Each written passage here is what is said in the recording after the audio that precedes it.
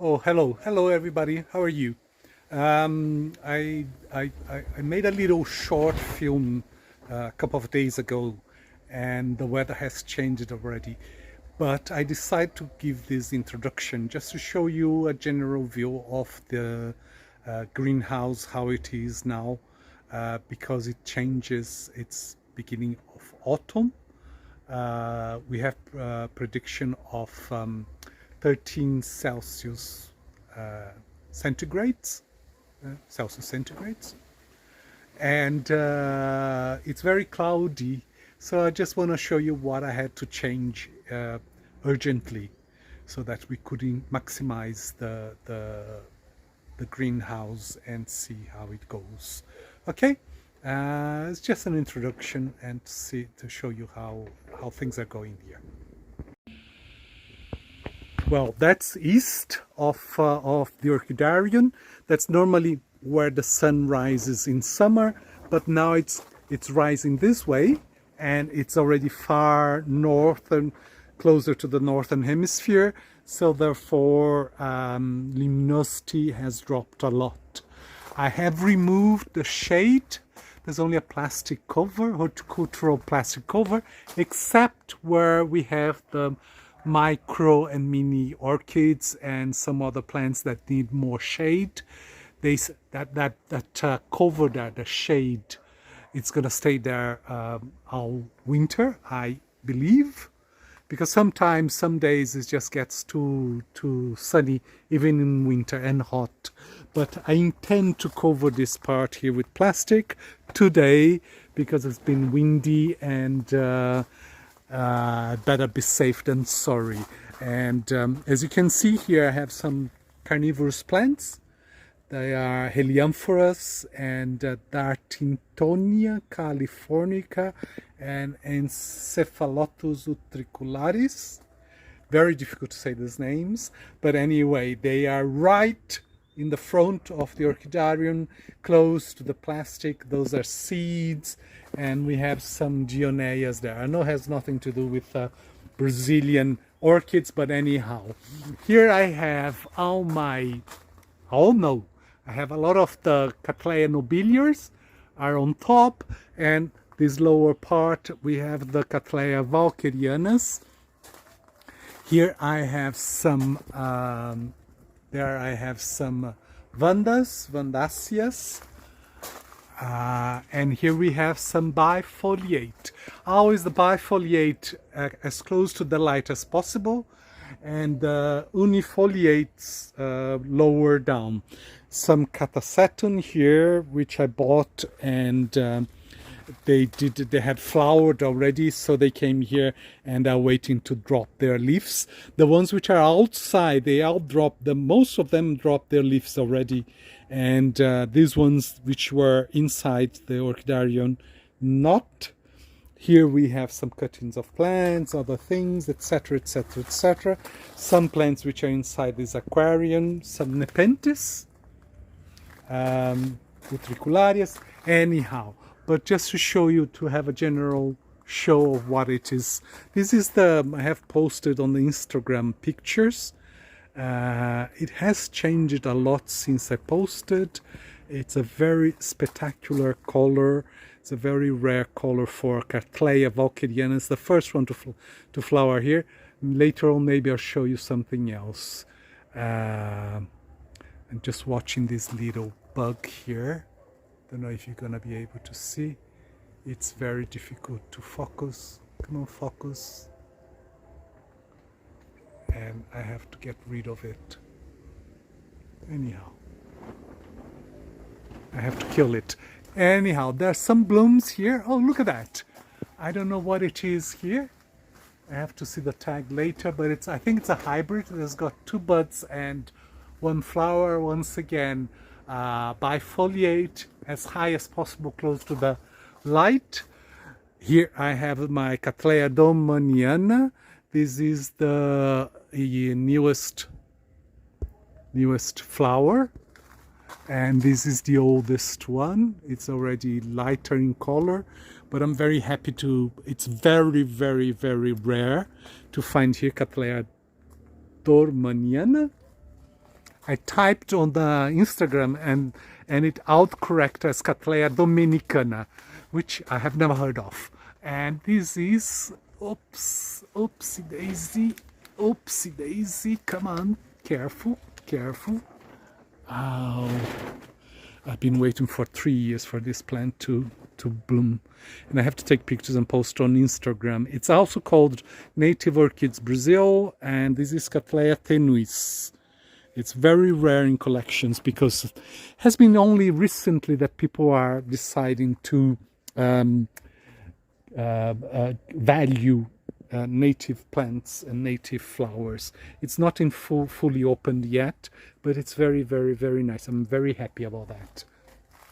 Samoncidium praetextum, I think that's how you say it. Grobia, which is it's got some blooms here, and my little collection of sophronites here.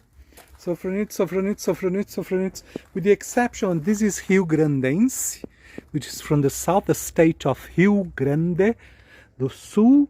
It has flowered already a lot. Cattleya cernua, it's a very easy plant to grow, to bloom and to grow. So we have got this cernua here, which is, this is from, if I'm not wrong, this is from the mountains in Minas Gerais state. This one here is from the coast, so it's a warmer area, and you can see that it's a starry, it's got a star-shaped more than the other ones, which are smaller and rounder. Let me see this one here. This one here, it's a little bit starry as well, but it's not as orange as the other one. As you can see, I hope you can see. I'll check it later. And there's some blooms here. This is from a very famous orchidarium, Cattleya cernua. It was supposed to be flava, in other words, yellow, but I'll tell you about that a little bit later. They crossed two flava plants and they all came out tipo. Tipo is like the typical kind of plant. This is more of my cernua. Don't know where it came from. Unfortunately, this is cernua as well. This is pygmaea. Cattleya pygmaea. Don't know, you can see that. I think it's absolutely stunning. I got them and within 6 months they were blooming, which is very, very, very, very, very unusual. But these orchidariums where I bought them, I think we have the climate which is more or less similar. Oh, look at this! Oh my God, there's a bud here, and this is Sophronitis grandiflora. 3 years to flower, and there's a little bud there, and as you can see, it's it's mounted on a piece of wood, which is very difficult to keep moisture. It's not difficult, but it's a lot of work. There's another one here, which is, so this is the first time that's gonna flower here. This is also another plant, which is, it doesn't have a name. See if I can see the name here. Brevpenduculata. It is a largish flower and it's got 2 buds, and there's a new growth here, which normally indicates that it's going to be a bud as well. So I'm very, very, very happy about that. This is all my coccinea and other plants here, which are Sophronitis, which are hard to bloom, but you have to be patient and learn. That's the only secret. Patience, patience. There's another one here which is mounted on a piece of ceramic.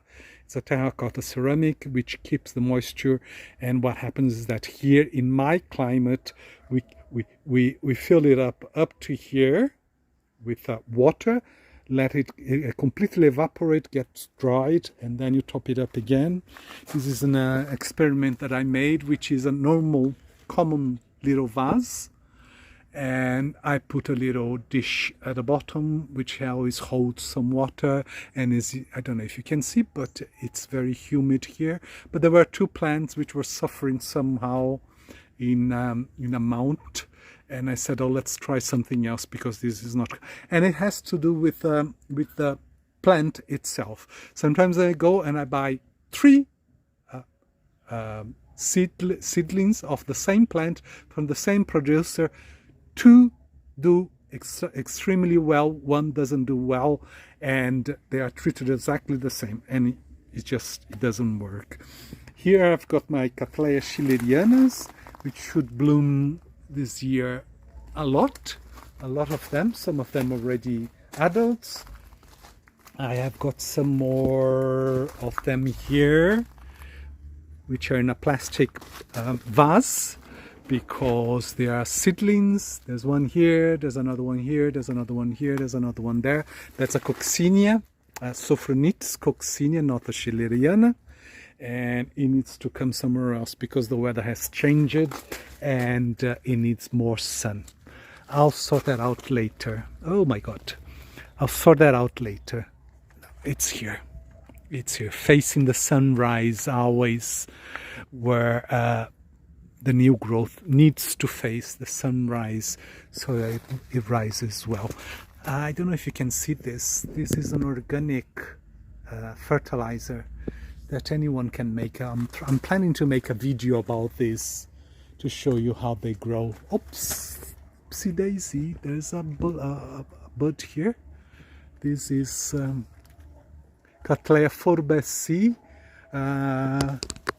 The column is pink, is rosa. Some buds here from my Valkyriana. And let's just see that plant there.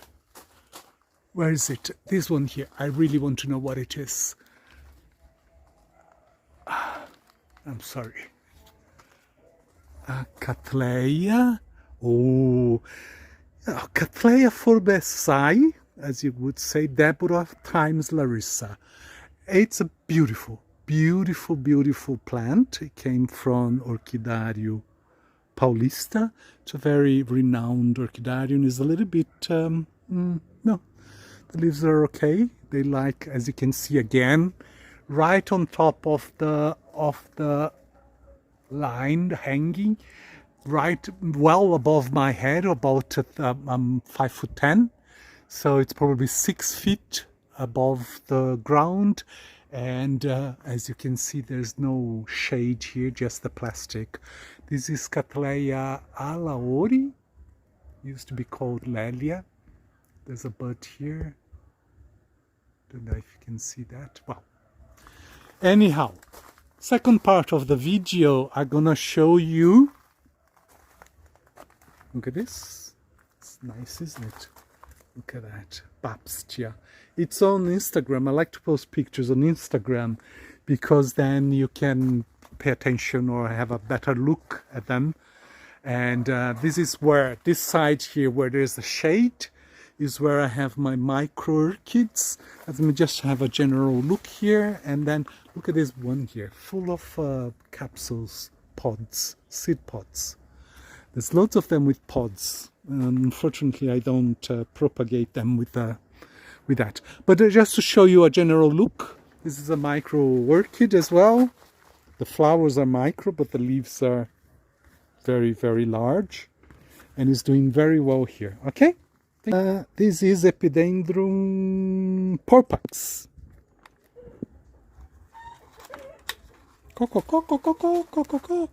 And it was in full bloom earlier on in the week, and there's a lot of buds here.